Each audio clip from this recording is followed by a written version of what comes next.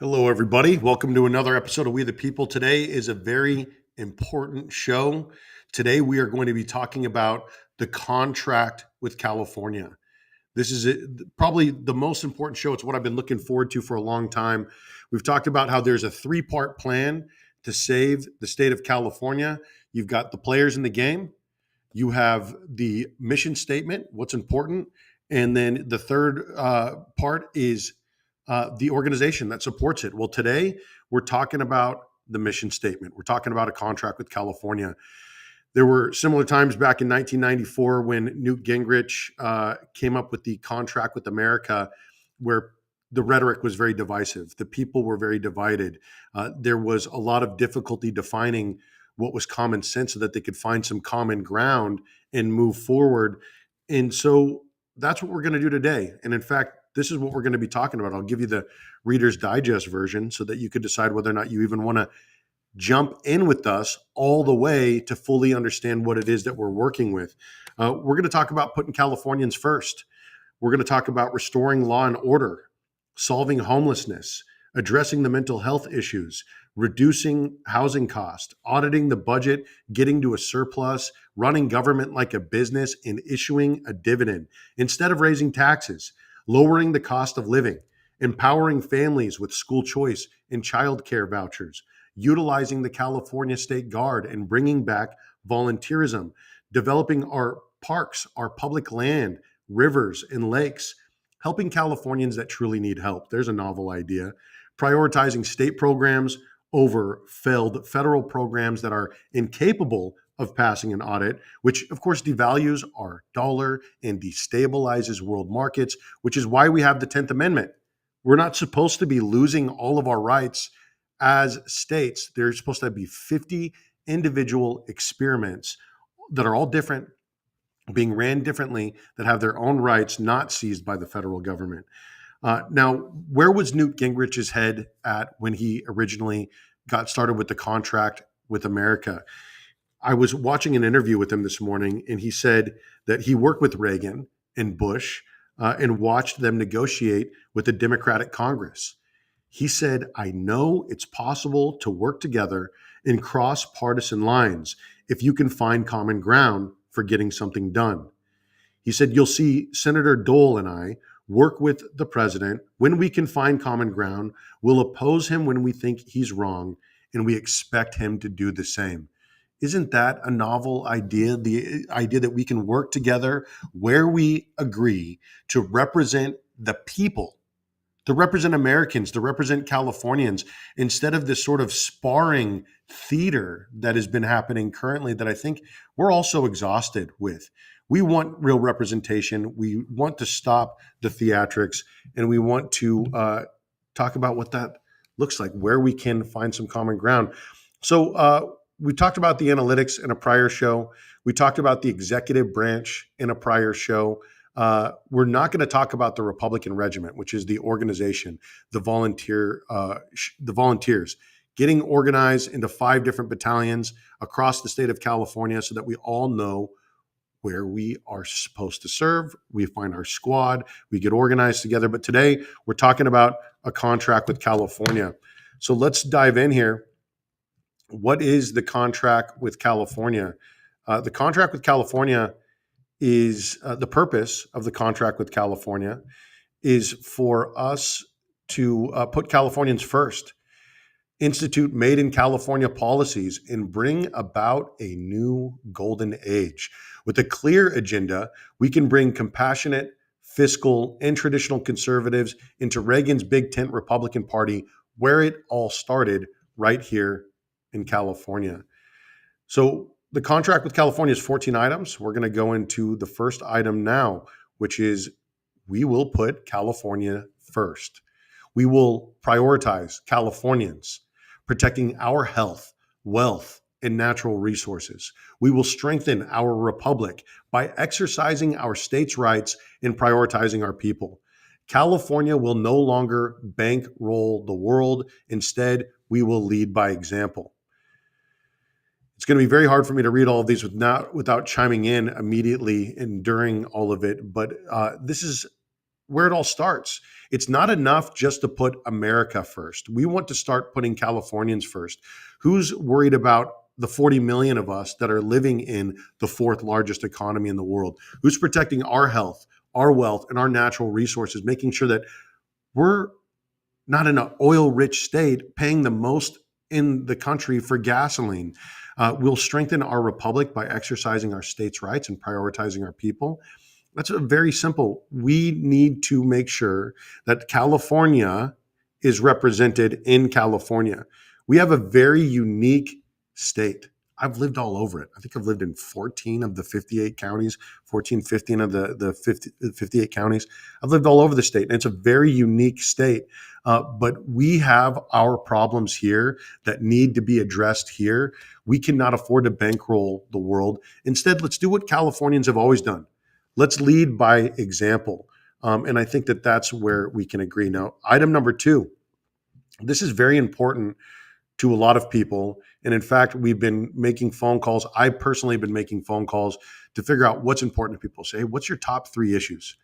What's important to you? Okay, and then what's your top? If you could only accomplish one thing.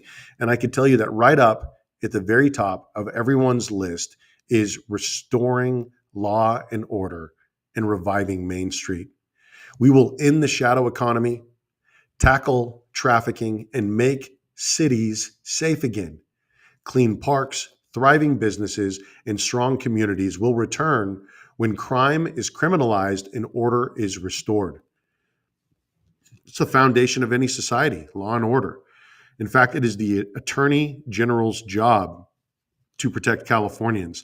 And we need to make sure that they are doing their job and not getting distracted with whatever it is that the Attorney General is currently doing. Ending the shadow economy is all of those people that they don't have rights. They may not be citizens. They're getting paid cash under the table, and they're being taken advantage of. And these people are often wage slaves, packed into a small home with several other people, driving up the cost of housing because of the way that people are willing to live when they are not citizens with rights. We're going to tackle trafficking. This happens right out in the open in California, and across this country. And if you live in Orange County, if you live in Riverside County, especially if you live in Los Angeles County, you know where these things are happening. We need to make cities safe again. I was talking to this lady that was going out, and she said that, people are snatching dogs when people are going out walking in Beverly Hills. And she didn't think it would happen to her. And apparently someone tried to steal her dog from her, which of course, is that the biggest issue out there in the world? No, but the truth is people can't even go to the grocery store anymore without feeling uncomfortable in the parking lot. We have really lost our way, and people don't feel safe anymore in this state. So we need to bring back clean parks, thriving businesses, and strong communities. And that will happen once crime is criminalized and order is restored. Let's jump into number 3. We will solve homelessness and elevate mental health care. We will rebuild institutions, drug rehabilitation centers, and mental health facilities while fixing our deeply broken prison system. Some Californians need short-term relief with a wide bridge back into society, while others will require long-term care. Now, it would help if we could start destigmatizing mental health in this state, if we could start actually providing help for people when they need help. If drug rehabilitation centers were not just something found in elite neighborhoods with big, comfy situations, or being ran by good-hearted people through nonprofit organizations. There is a mental health crisis. It is being fueled by the stress of trying to get by in the state of California. It's being elevated and escalated through a lot of the drugs that are running rampant in our streets, the fentanyl crisis. You can't go door knocking in a neighborhood without finding somebody that hasn't lost a child or a family member or a father to fentanyl, and it's heartbreaking. We need to do better by Californians. And again, a big part of this is having a good attorney general. Both the last item, restoring law and order and reviving Main Street, and solving homelessness and elevating mental health care, you need to have a good attorney general. This is a team. One man did not destroy this state. One man cannot save it alone. We need to build a group of people. Now, on to item 4. We will reduce housing cost through public-private partnerships. There are 48 million acres of public land in California. We will launch 5 new cities and build 1 million new homes, also adding 1.5 million new homes in existing areas, addressing our housing crisis through growth and innovation and reducing housing costs. Now, for those of you that weren't watching the show the other day, we have 48 million acres of public land in the state of California. Now, how large is 48 million acres? Well, the city of Sacramento is 60,000 acres and has about 210,000 homes. The city of San Francisco is is 30,000 acres, and it has about 420,000 homes. There's an incredible amount of space. In fact, we could build 800 new Sacramentos and 1,600 new San Franciscos, but we don't need to. We only need to build 5 new cities with 200,000 homes each, and then add 1.5 million homes across the state of California to existing cities. And I'm not talking about high density housing. That's not the way that people want to live. And when you build more housing, when you introduce more product into a market, what happens is the cost of that commodity comes down. That's the way that capitalism works, and it's supposed to work. But in the meantime, what's happening is we're being held back by CEQA. We're being held back by the EPA. We're being held back by a real estate Gestapo that makes it impossible to develop, impossible to build infrastructure and housing and hospitals and schools. And now we are underdeveloped and we are behind, and we need to catch up. And of course, that will create a tremendous amount of jobs. Okay, item number 5 of 14. We will audit the state of California and balance the budget.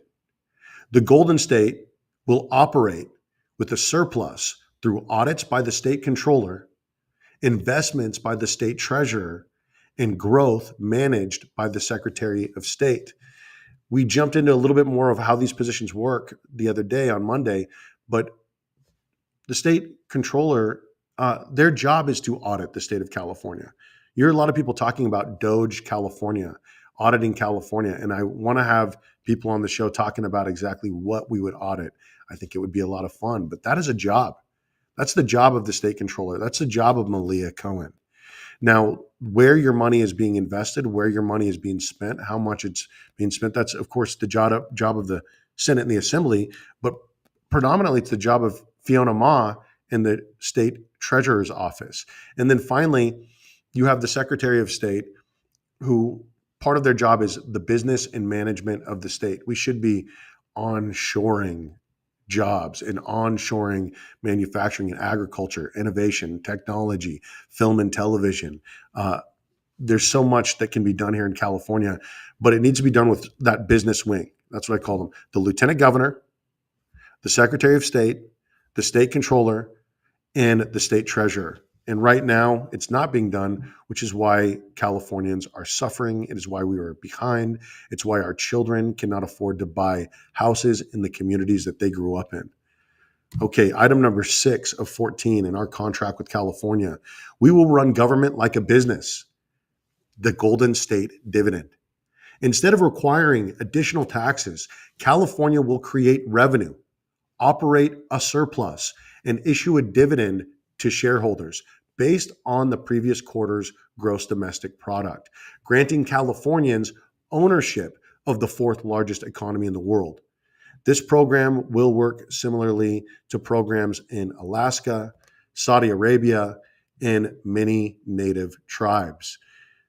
What a novel idea, running government like a business. Instead of constantly operating in a deficit, slashing the deficit, getting to a surplus by investing in things that yield a dividend, having a product, which is what businesses have, and then finding ways that we can invest that money which will yield dividends, like in housing, building tax revenue where there is none currently.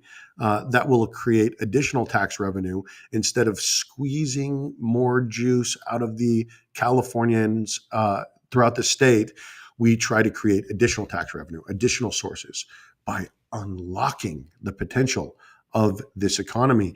And then when we get to a point to where we have that revenue, where we're operating at a surplus, we can issue a dividend to shareholders. Now, this almost happened, something similarly to it, through the Doge checks. They were cutting a bunch of waste.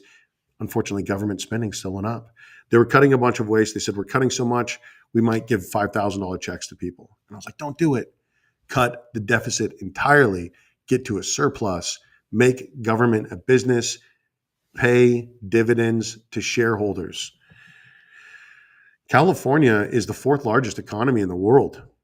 We've got a tremendous amount of revenue coming into the state. It's just being managed poorly. So we could do better. Item number 7 of 14, we will reduce, I wanted to make sure that we were still on here. Okay. Item number 7 of 14, contract with California.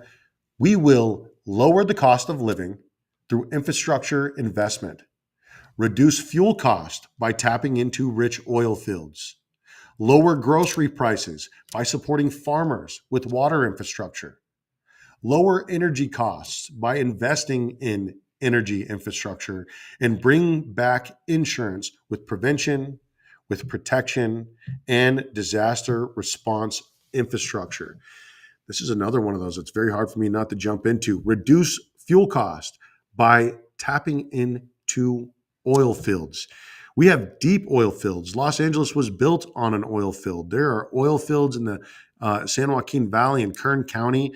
We've got so much oil in the state of California, and yet we are paying the second most amount for it, our gasoline in the country. We closed down our enrichment facilities, just like America closed down our nuclear enrichment facilities. We actually have all of our uranium enriched in Russia. How does that work for energy efficiency? How does that work for security for Americans and energy independence when we're not even enriching our uranium? We're no longer processing our oil. We're shutting down nuclear facilities in the state of California. We decommissioned San Onofre nuclear power plant. They're trying to decommission Diablo Canyon, but the federal government stepped in and said, hey, stop attacking the energy infrastructure in your state. It is absolutely wild to me the way that we cut down on the investments that were already made into energy infrastructure, the way that we are destroying energy infrastructure, and then pushing the burden of energy production onto the consumer through things like solar panels. It drives me absolutely crazy. So you're not paying enough for energy. You're not paying enough for taxes, and then what we do is we say, oh, well, you've got to be connected to the grid because, God, help all of us if you're able to disconnect from the grid, figure out your own energy problem through solar energy and storing your energy through batteries. If that was the case, hey, that's fine. I could see getting on board with it, but it's not. It's another government overreach, government subsidization, where the government throws a bunch of money into subsidizing solar energy, develops a bunch of predatory programs like the HERO program in Riverside County, which was declared a predatory program, where people got scammed and charged 8 to 11, sometimes 13% interest rates for things like energy efficient windows and energy efficient appliances and energy efficient paint and roof tiles. This kind of stuff absolutely drives me nuts. So what we should do is what any logical economy would do, which if we want to bring down the cost of gas, you produce more of it. If you want to reduce the cost of meat and chicken and eggs and produce, you support your farmers through water infrastructure. You also allow your farmers to support themselves through water infrastructure instead of requiring meters are attached to their wells and making it illegal for them to capture rainwater. It's driving people absolutely nuts. People are getting ready to lose their minds in the state of California because they don't want to leave. They don't want to leave generations of their family, generations of friendships that they have created over years, just because the government has become so extraordinarily predatory and hostile to living that they can no longer get by. If you're running a business in the state of California, God help you. God help you. God bless you. I know that you're struggling. I know that a lot of you are barely getting by. You have to absolutely love what you do if you're running a business in the state of California, because God knows we don't make it possible for people to practice. I talk regularly to people, in fact, about moving businesses back to the state of California, and a lot of them want to do it. That's the wild thing. I have 3 businesses that I want to move to the state of California. I'd love to raise my children again in the state of California. We're bored out here in fill in the state. I'm not trying to attack any of these states, but you're not California. California is like that crazy ex-girlfriend that has you looking over your shoulder, wondering how things could have worked out better if you just would have, if we could have. Maybe you could have fixed her. We could fix California. She's worth saving, I think, and certainly worth it. All right, well, stop looking back over your shoulder. Get back over here to California and wife us up again. Okay, so what's next? Let's talk about, we'll bring back Made in California, item 8 of 14 in the contract with California. We will bring back Made in California. We will restore our leadership in innovation, technology, agriculture, energy, entertainment, and manufacturing. California will once again be on the forefront of invention, craftsmanship, and this. Made in California. Wouldn't it be great if we were leading the world in innovation and technology again? Wouldn't it be great if film and television was being made here instead of it being more affordable and more cost efficient to fly your entire crew to another state or to another country to do filming than it is for you to film in California? It's so expensive to film in the state of California. There's so much red tape, and we don't offer the same kind of incentives that we used to filmmakers to keep film production here, to keep those jobs here, to keep craft services and post-production here. I used to work in the film and entertainment industry for about 4 or 5 years. Nothing big, but it was before I went into the Marine Corps. And I watched the way that the Writers Guild strike sort of made film and television leave in 2008, 2009, I think maybe. And then the whole industry changed. And it started catering to reality television instead of, the sort of artistry that was in there before. And I feel like we're all worse for it. But we need to bring back Made in California. We need to bring back energy production, bring back tech. We used to lead the world in technology. What happened? What happened now that all of these different companies are leaving the state of California? We can bring them back. It is not too late for us to once again lead the world and feed the world with our agriculture, to bring back innovation and technology, to bring back a manufacturing middle class, to bring back film and television to where it was started. I wish government could just get out of the way sometimes and let us make it rain. We will become an exporter of oil, energy, and water. California will unlock its energy potential, expanding in oil, solar, and nuclear. We will lead in desalination, water capture, and renewable microgrids, and California will increase energy exports. We do export energy. We do export oil, but we could be doing a lot better. And in fact, if we're exporting all these things, but we here in California are paying the most for it, ooh, that doesn't look good. That's not a good look. If we're an energy exporter and we are exporting 30% of our solar energy to other states, or we're exporting our nuclear energy and we're exporting our gas and oil, but our people are paying the most for it, there's a problem. That means that you are conquered people. That means you're a peasant in the fourth largest economy in the world. That means you are a serf, contented with scraps from your master's table. That means that you live in an oligarchy and you are the product. If you're not in on ownership, I think you're the product. Contract with California, item 10 of 14. We will empower families with school choice and childcare vouchers.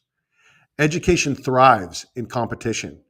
We will support public, private, charter, homeschool, trades, and certificate programs.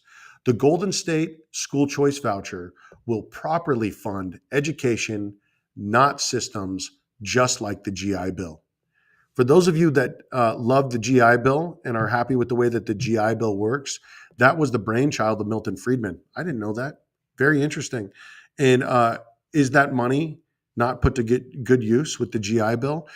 Would it bring back education instead of the current monopoly that we have that saw our state schools, our public schools, go from the best in the world to the 49th in our own country? It's absolutely mind-boggling. Do you even have a right to be a parent? Do you have the right to, go to school or go to work to feed your children? Because childcare has become so extraordinarily expensive. We need to give parents more opportunities to take care of their children, get to work, become productive members of society, and then actually have that work-life balance. Because what happened was we used to, back when our dollar was worth a lot more than it is now, have one person in the home that was able to work. And, two people could work if they wanted to work, but one person, one income could feed a family, buy a home in a middle-class neighborhood, provide 1 or 2 vacations a year, provide good Christmases and good holidays and good birthdays. That's not the way it is anymore. Now you have these dual income, no children. You have people both working 2 jobs, married to one another. They don't have any children, and they're just trying to save up a little bit of money to get by so that they can do things like vacation. You should not have to choose between having a child and being financially devastated by this system, by this state of California that's made it so incredibly hostile for workers, for the people, for children, for their parents. And the thing is, when you're looking at your hierarchy of needs, people don't have the time and the energy that they once had to be able to get out and fight these things or go to school board meetings or go to their board of supervisors meetings and pay attention to the bills that are being passed because they are being buried in work. Because if freedom is financial freedom, are you free? Are your children free? Do they have it better than you had it when you were entering the workforce? And the problem is we continuously look at things like housing and we assume that because the cost of housing has gone up and I bought my house for $300,000 and now it's worth $1.2 million, we think, oh my gosh, we have $900,000 in equity in my home. No, you don't. Your dollar is worth 25% of what it used to be worth.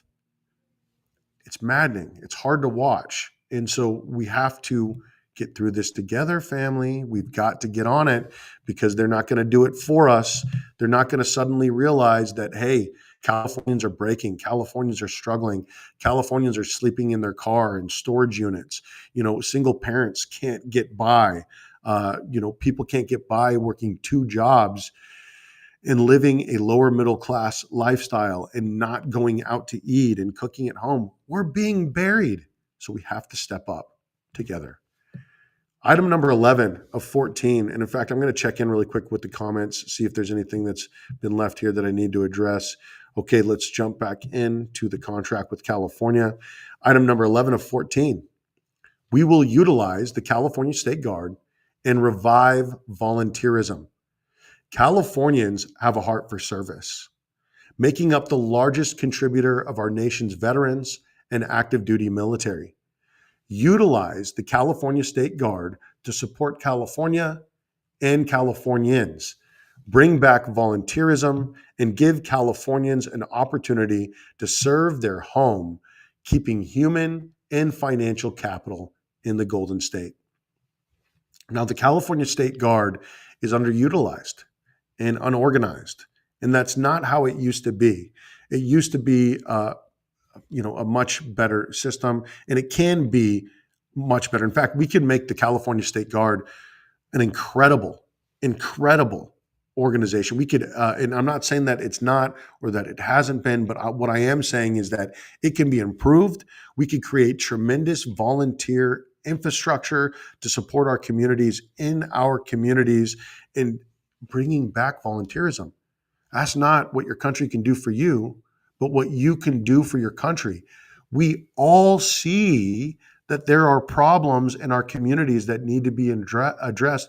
What happened would happen if you were empowered, supported by your California State Guard to address those situations right now? And I feel like it would be pretty incredible. Okay, item number 12 of 14 in our contract with California. We will develop our parks, public land, lakes, and rivers. Make outdoorsmanship affordable and accessible again. We will restore the Salton Sea, complete dam and infrastructure projects, and expand public water use. Water is an abundant resource. It is time we act accordingly. Now, I've heard and I know that the Salton Sea would cost about $1 billion to refill effectively and efficiently. I get it. I understand that. We send that to a foreign country between 8:30 and 8:35 a.m. on a Tuesday, and we don't think twice. It's only when we talk about building American infrastructure in our communities, that people start looking at it like, whoa, that we're spending too much money. Hold up. We're talking about the largest body of water in the entire state of California, home to 10,000 different species of birds, the largest in North America. And not to mention, it drying up is creating health issues for the local people in that valley. We could fill up the Salton Sea. It is below sea level. Trust me, it can happen. $1 billion. If we start holding government accountable for doing the things that it's supposed to be doing, and we start auditing it, and then those audits come with teeth, and then the hundreds of millions of dollars that we've already spent on the program of refilling the Salton Sea gets audited, and then we figure out where that money went. I'm telling you, people should be walked away in handcuffs, not just fired. We are tired of watching the money that we vote for, that for things that are important to us, get wasted in things that are as important as homelessness. Things are as important as refilling the Salton Sea. Now, water is an abundant resource. In Saudi Arabia, the 29th ranked economy in the world with 32 million people, versus California, the fourth largest economy in the world with 40 million people. In Saudi Arabia, they desalinize 6 times more water than is in the Colorado River. They're number one in the world. Where's America? Where's California? Well, we're too busy creating scarcity in all of these resources, making it difficult for Californians to go get clean drinking water. 1 million Californians go without clean drinking water every year. Governor Newsom himself said, in many ways, the water problem in California is worse than Flint, Michigan. That's him. It's a quote. You can look it up. He admits that we are failing the Californians in water infrastructure. When we have an 800-mile-long coastline, holy smokes, family, we're being sold a bag of garbage that has great hair. We need to make outdoorsmanship accessible again. Why should it cost so much to get a fishing license? Why should it cost so much to go and get a day pass? If you want to go out and get a day pass 5 times a week with your family, I mean, this kind of stuff is ridiculous. We already pay for public parks. We already pay for these things, and we don't get to utilize them. We have to pay for them again when we get there. We need to make outdoorsmanship accessible again for people. We should have access to lakes and rivers throughout not just Northern California, but Southern California. We need to stop acting like flat earthers, and we need to stop shaping the earth, shaping our planet, influencing our state. I love watching my son play Minecraft and build these big, huge, elaborate worlds. That's what we have the ability to do here in California. We have the ability to shape our earth, run fresh water inland, desalinized water inland. We have an ability to get that to our farmers. We have the ability to tap into rich, abundant nuclear energy, but we're not doing it. Okay, so what's next on our contract with California? Let's pull that up right now. We will, and of course, complete dam and infrastructure projects. We spend so much money, and we voted for, I think, $7.9 billion in water infrastructure. How much new water infrastructure was built? It's a shame. It's a shame. We got to do better. Now, item number 13 of 14 in our contract with California, we will help the Californians who need the most help by strengthening adoption services, access to childcare, prevention of homelessness and hunger, and elimination of human and drug trafficking. We will create a society more conducive to life at all stages. Protect the vulnerable. Give people an opportunity to to take care of people. And I feel like we can do a lot of that by strengthening adoption services, strengthening our foster care system, making it more possible for us to adopt California babies in California, making it so that people aren't adopting babies from other countries when they could be adopting babies here in California. There should not be so many children in our foster care system. There should not be so many human beings on the streets. There should not be so many Californians that are going hungry. We should not have human and drug trafficking in our streets. These are the most basic things that I feel like we can look at as Californians and say, yeah, it would be great if we could clean up adoption for all these babies in California that need to be adopted, and all these human beings that are already here being shuffled around from foster home to foster home. It would be great if our parents had access to affordable childcare. And I could tell you, these are things that the church body can get involved in right now. And in fact, part of this Republican regiment that I've talked about is Kingdom Company, building the kingdom of heaven at hand, making sure that we are getting involved in helping people adopt babies. What would happen if in one of the bluest states in the country, we adopted all those babies? If we adopted all those babies, what would happen if in every school district in California, there was a bus stop to a church where they were providing free childcare after school? What would happen if our churches got involved across the state of California to create a coalition where we can take care of our homeless in our communities, where we can create a food network of food banks so that our food is being recycled, so that we are feeding the hungry in our churches? Because I guarantee you got hungry people in your church.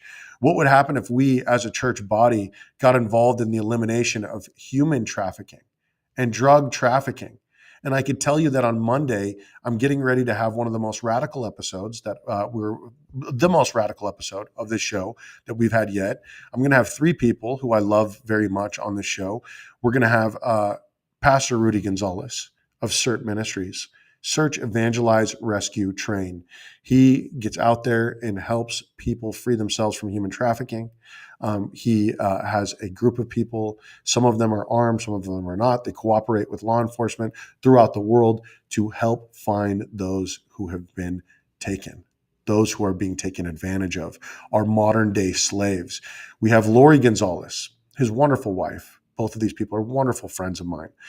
She runs the Slave Free Project, raising awareness, making sure that these women, these princesses, these children are loved on and taken care of when they are removed from these situations.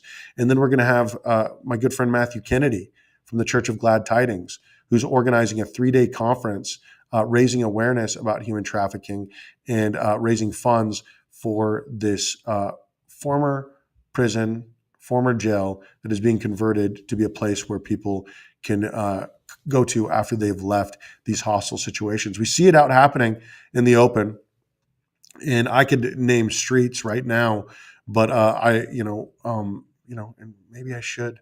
But the thing is you could drop those in the comments. We know in Orange County where it's happening. We know in Los Angeles County where it's happening. In Santa Clara County where it's happening. In the cities where people are being bought and sold like product in the streets, right in front of our children as they're walking to and from school. So we could do better. I know we can do better. All right. Now, item number 14 in our contract with California, the final item here, item 14 of 14, we will prioritize state programs over failed federal programs. California cannot fund the world while Californians struggle. Return funding and responsibility of federal programs to the states for proper allocation and oversight. Funding failed federal programs incapable of passing audits is irresponsible and only further adds to the deficit, devaluing the dollar and destabilizing world markets. State governments were. This is the 10th Amendment. Is it the 10th Amendment? I believe it's the 10th Amendment. States' rights are important. We should be exercising states' rights. States' authority is exercised where the federal government has not claimed authority, and the federal government has claimed way too much authority over our lives. They're way too involved in what's going on. That's why they're so bloated.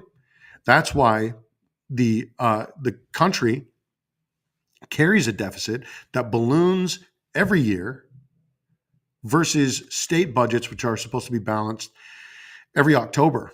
Now, when you look at the way that these federal programs are ran, the incredible amount of waste in those programs, look no further than the Department of Defense. Look no further than the Department of Defense, where it has failed their 7th consecutive audit, unable to account for 61% of $3.5 trillion in weapons and assets and liquid capital throughout the globe. Could you imagine if you were unable to account for 61% of your budget when the IRS or the state of California came knocking? You would be in handcuffs. You would be in jail. And so we need to look at the amount of waste that is being exercised when we can't track that money. And look at how big that program is throughout the globe. $1 trillion annually spent throughout the globe. Look at the way that our federal budget balloons. Look at the amount of foreign governments that we subsidize. 73% of all authoritarian dictatorships are funded by, subsidized by, we the people. And I've already talked to you about how in the state of California, 15% of the federal budget is we, Californians. Drives me nuts. We need to have less spending throughout the globe. We need to have less spending on a federal level, return that funding and responsibility to the states so that we have 50 individual experiments. Because I can tell you, California is different than the rest of the country, and we should be allowed to be different. California is a different experiment. Now, if you are a terrible government, you should be allowed to sit in your dirty diaper. You should be forced to make your bed. You should not be constantly being bailed out by the federal government. That's not what we're supposed. That's not the way that all of this is supposed. It's not access to the printing press that makes a great nation. It's not access to a printing press that makes a great state. And Governor Newsom said in an interview once, that as a nation state in California, one of the things that we lack access to is a printing press. Fourth largest economy in the world. I don't think what we lack access to is a printing press. I think what we lack access to is proper management over our state funds. Was it $322 billion annually? That's a state budget. You can't spend that right. You can't spend that effectively without going further into debt and bankrupting Californians throughout the state because of things like the California Fair Plan, where you overreached. You return those responsibilities to the state. And if we aren't happy with the way that the state is running them, we can march on our own capital. We can get organized. We can go to the Hill and work to pass our own assembly bills and our own Senate bills and lobby our, Congress, excuse me, not our Congress, our lobby Sacramento. Get involved. But when we are being managed by a federal government that is 3,000 miles away, uh, it's not the way that government is supposed to be ran. And so I want to see California get audited. I want to see them. I want to see where our money is being spent. I want to look at those, organizations throughout Los Angeles and throughout a lot of the country that are getting tens of millions, hundreds of millions of dollars with people with $240,000 a year salaries to run these organizations that are not solving the homeless crisis. This kind of stuff drives me nuts. And then I listen back to things like this and I think, oh man, Serpa, you got to settle down a little bit. You got to take a deep breath. You got to stop ranting. You're going to have to increase your blood pressure medication. You're going to stress people out. People don't want to listen to you going off on tirades. They want to listen to you be balanced and present this in a way that people could handle it. But I can tell you, I am absolutely at the edge of my sanity sometimes dealing with what's going on here in the state of California. And I think a lot of you are. So what do we talk about today? Because I want you to go back and I want you to watch the show. Very simply, we talked about our contract with California, putting California first, restoring law and order, solving homelessness and addressing the mental health crisis, reducing housing costs, auditing the budget, getting to a surplus, running government like a business and issuing a dividend instead of raising taxes all the time, lowering the cost of living, empowering families with school choice and child care vouchers, utilizing the California State Guard to revive volunteerism, developing our parks, public lands, lakes, and rivers, helping Californians who need the most help, prioritizing state programs over failed federal programs so that we can have oversight of our dollar closer to home. If you agree there, that's a contract with California. If there's anything that you disagree with, let me know. If there's something that needs to be added, let me know. Like I said, this is not a one-man show. This isn't me going to Sacramento to save us. This is us figuring out the plan and executing on it together. That's what we're doing. Now, one more thing I'm going to tell you about our show, what we've got coming up tomorrow. I forgot to do that before I pulled this off here. So let's talk about what's coming up tomorrow. What is coming up tomorrow, Serpa? Well, it's good that you should ask. This is what's coming up tomorrow. We are going to have, tomorrow we're going to have Chris Bish on the show. She's going to talk about the Secretary of State position. We're going to geek out a little bit about what the role of the Secretary of State is, what the Secretary of State should be doing, what the Secretary of State can do if you're an intelligent Secretary of State, and how you can utilize that position to bring business back to the state of California, unlock business potential in the state of California, help the people run our elections fairly, take care of our records. But yeah, the business and management, it's a huge part of it. Friday, we're going to talk a little bit about AOC and Bernie Sanders fighting oligarchy tour. I'm going to jump into the 519 gubernatorial appointed positions that the governor appoints. 519 positions. You'll be surprised by some of the things. I'm going to share the list with you, and we're going to do that on Friday. The other thing that we're going to do on Friday is we're going to potentially jump back in to Open Line Friday. I'll put my phone number back up. We'll see how it works. Or I was considering having my grandma on the show. I think it would be a lot of fun to have my grandma on the show. My grandma is a lifelong Democrat. She tells all of the people in her senior community that I'm running for governor. She says, but I just don't tell them that you're a Republican. I love my grandma.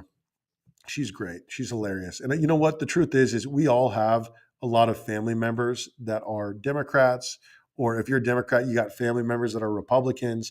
When did we get so hostile with one another that we can't talk about what's important without losing our minds? When did it become such a culture war that we abandoned the intellectualism that this country was founded on and started shouting each other down like we're professional wrestlers.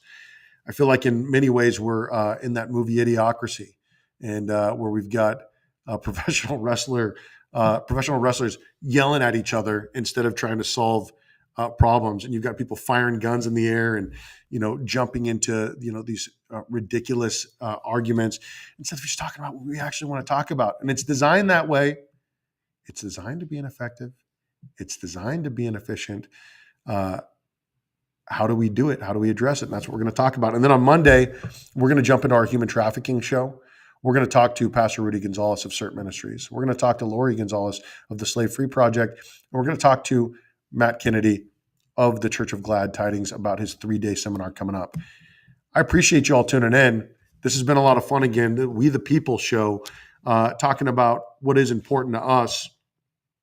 How do we get back to that California, that America, where we're working together to find common ground, common interest, a little bit of compassion with one another to solve the problems that are so important to us, and then working adamantly against one another in the places that we disagree. I think we can do better, don't you? All right, ladies and gents, we are going to stop the show here. I appreciate you guys watching. We'll see you back tomorrow with Chris Bish. Have a great day, everyone.